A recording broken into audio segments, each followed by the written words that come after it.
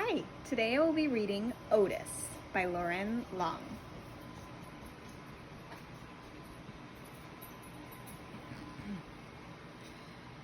There was once a friendly little tractor. His name was Otis, and every day Otis and his farmer worked together taking care of the farm they called home. Otis liked to work.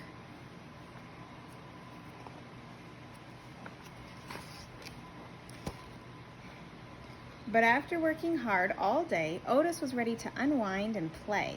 He would ride the rolling hills and skirt mud pond down by the corn.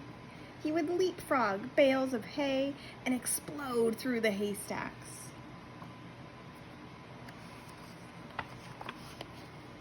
On occasion, he would chase a rabbit or play Ring Around the Rosie with the ducks to the sound of his steady put, puff, puffity chuff. And sometimes, at the end of the day, he would just sit under the apple tree and watch the farm below. Every night, tired but happy, Otis would put, puff into the little stall in the barn that was all his.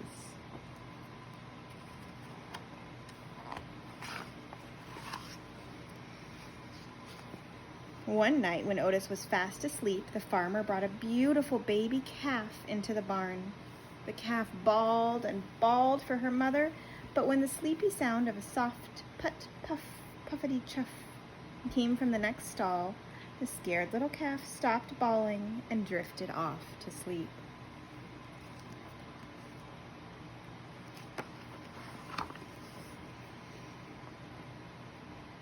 From that day on, the calf started following the little tractor wherever he went.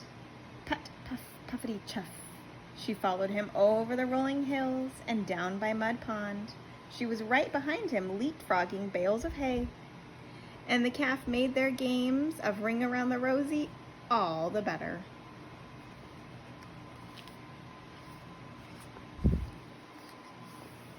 Sometimes, at the end of the day, the two of them would just sit together under the apple tree and watch the farm below. Otis loved his little calf, and the little calf loved Otis.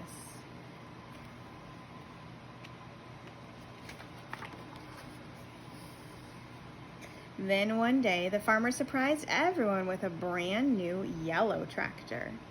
"Time to move out, Otis," the farmer said. He took Otis out of the little stall in the barn that was all his and parked him back behind the barn. Then he backed the big yellow tractor into the stall next to the little calf.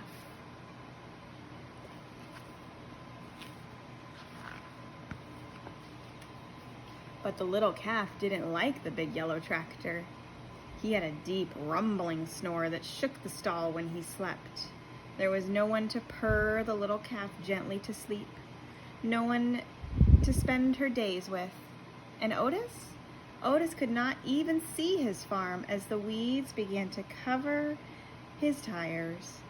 His friend often sat with him, but she could not get him to play like the old days.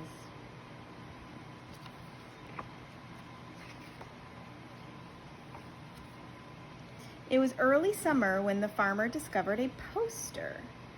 "Who has the prettiest calf in the land? Judges will decide at the county fair and award a fancy blue ribbon to the winner." The farmer knew the answer. He would show his little calf. But on the morning of the fair, the little calf was nowhere to be found. She'd wandered down to Mud Pond by the cornfield to cool off. When she waded into the muddy water, her feet sank. With every step, she sunk deeper and deeper and deeper. The little calf was stuck in Mud Pond. "Get the hands," the farmer shouted when he saw her. All the farm hands came running with their ropes, but the more they tugged, the more stuck the calf got. "Get the big yellow tractor," the farmer shouted. "He can save her." But the big tractor just scared the little calf. She sunk in deeper and deeper. Nearby, farmers began to gather.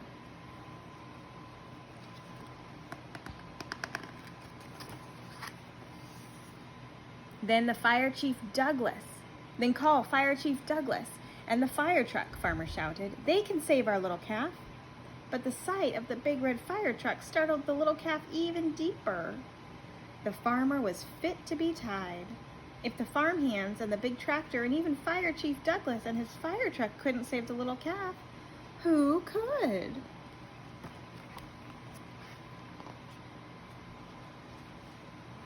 Suddenly, the little calf's ears perked up. Over the hum of the growing crowd, there came a faint sound in the distance, a soft rhythmic purr, put, puff, puffety chuff. The crowd turned and looked. The sound became louder, put, puff, puffety chuff, and all at once Otis puffed from around the barn. He turned and headed straight toward Mud Pond.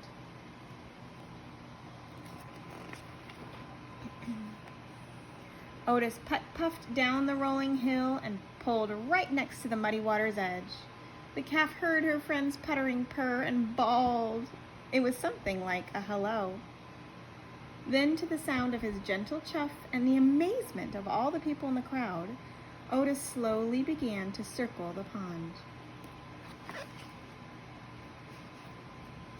He circled, and the little calf turned and turned, never taking her eyes off of her friend.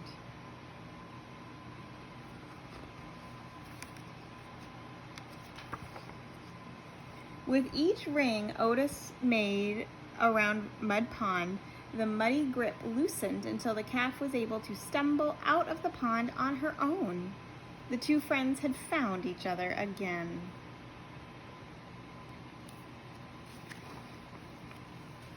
Otis led the calf right down the dusty road toward the village, and everyone threw flowers as they went, following them into town. It looked like a happy parade.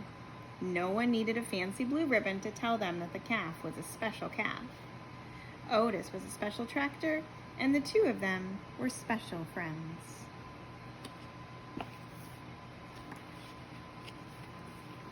From that day on, the farmer discovered that with Otis's puttering purr beside the chicken coop, his chickens laid more eggs.